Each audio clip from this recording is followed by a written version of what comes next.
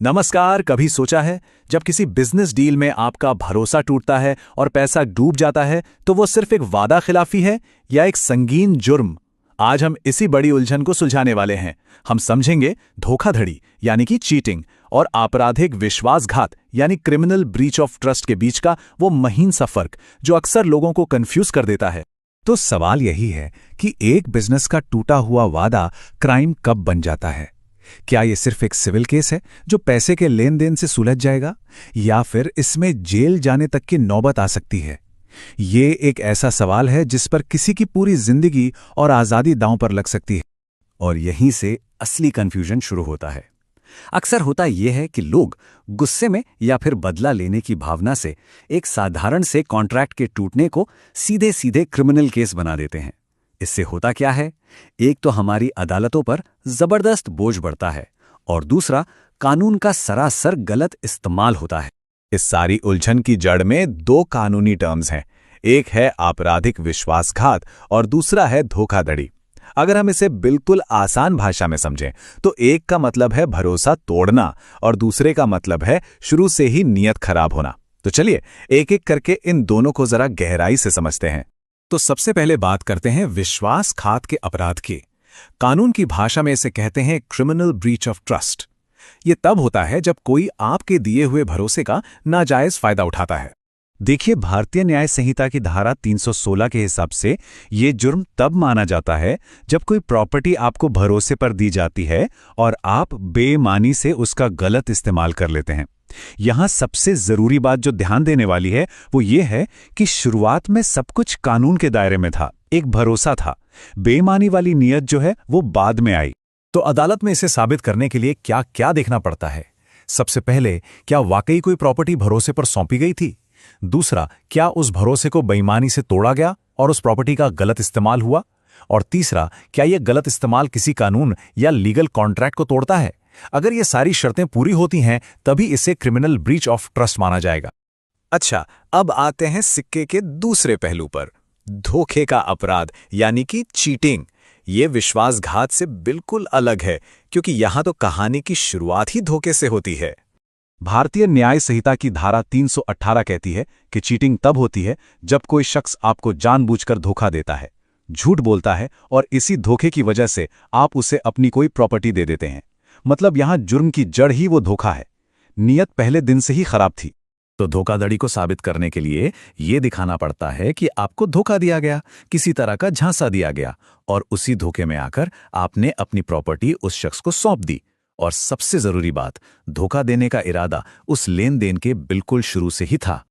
तो अब सवाल उठता है कि इन दोनों जुर्मों में सबसे बड़ा फर्क आखिर है क्या? जवाब सिर्फ एक चीज में छिपा है, नियत का समय। यानी बेईमानी का इरादा कब आया, डील होने से पहले या डील होने के बाद? यही वो एनशाइडकर कारक है। यहां देखिए, अंतर बिल्कुल साफ है।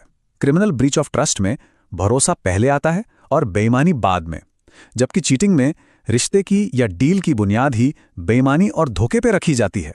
एक में भरोसा टूटता है, दूसरे में भरोसा था ही नहीं। और इस बात पर हमारे सुप्रीम कोर्ट ने भी मोहर लगाई है। दिल्ली रेस क्लब केस में कोर्ट ने साफ साफ कहा कि ये दोनों अपराध एक ही मामले में एक साथ नहीं हो सकते। क्यों? क्योंकि ये एक दूसरे के बिल्कुल उलट हैं।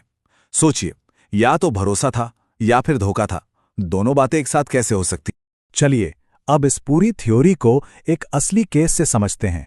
देखते हैं कि जब एक फैमिली बिजनेस का झगड़ा सुप्रीम कोर्ट तक पहुंचा तो कोर्ट ने इस बारीक से फर्क को कैसे लागू किया और न्याय किया। तो मामला था एक पारिवारिक पार्टनरशिप फर्म का।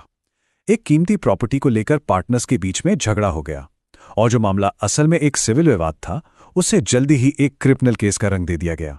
तो कहानी कुछ इस तरह आगे बढ़ी। पहले पार्टनर्स में प्रॉपर्टी को लेकर विवाद हुआ, फिर एक पार्टनर ने फर्म को बंद करने के लिए सिविल केस फाइल कर दिया।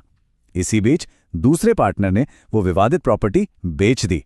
बस फिर क्या था, पहले पार्टनर ने इसे धोखाधड़ी और विश्वासघात दोनों का क्रिमिनल केस बना दिया।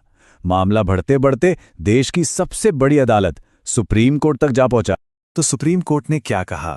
कोर्ट ने सारे कागजात देखे और पाया कि शिकायत में न तो ये साबित हो रहा था कि प्रॉपर्टी भरोसे पर सौंपी गई थी और न ही ये साबित हो रहा था कि शुरू से ही धोखा देने का कोई इरादा था।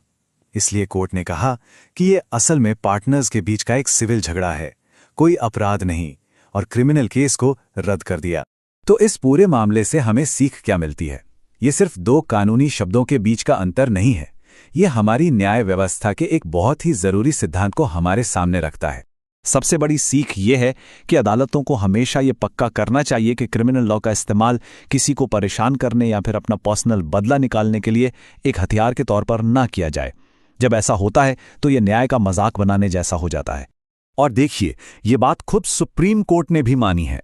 कोर्ट ने कहा है कि हाल के सालों में कुछ लोग अपने निजी स्वार्थ के लिए क्रिमिनल जस्टिस सिस्टम का गलत इस्तेमाल कर रहे हैं।